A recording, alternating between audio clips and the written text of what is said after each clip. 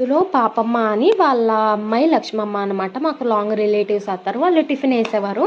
మేము నా 10th వరకు నేను టిఫిన్ తిన్నాను. 2015 వరకు అనమాట. వాళ్ళ దగ్గర టేస్ట్ చాలా బాగుంటుంది. సో లాస్ట్ 3 years నుంచి వేయడం మానేశారు. ఏంటంటే అప్పటికప్పుడు ఎవరికైనా చట్నీ లేదు అంటే కొబ్బరి చట్నీ కొంచెం వేరుశనగ పప్పు కొట్టుకెళ్ళి తీసుకొచ్చేసి ఒక ₹5 ఎంతో పెట్టి అలాగే ఒక 2 కొబ్బరి ముక్కలు కొట్టేసి అప్పటికప్పుడు తాలింపు వేపేసి ఆ రోట్లో చిన్నగా పచ్చడి చేసేసి ఎవరికైనా తక్కువ వస్తే పచ్చడి వేసేసేదన్నమాట.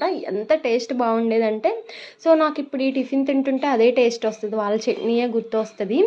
ప్రతి ఒక్కరం వెళ్ళి కూర్చుంటే వాళ్ళ అమ్మాయి ఒక 1/2 hour కూర్చోబెట్టి తర్వాత టిఫిన్ లేదని చెప్పేది. ముందుగానే అందరికీ చిన్న చిన్న గిన్నెల్లో పిండి తీసి పెట్టేది.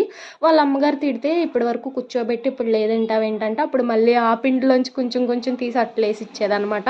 నవ్వుకునే వాళ్ళం చిన్నప్పుడైతే. సో ఇప్పుడు ఈ ఊతప్పము అంటున్నారు కానీ అప్పుడు మేము రొట్టె అనేవాళ్ళం, మినప రొట్టె.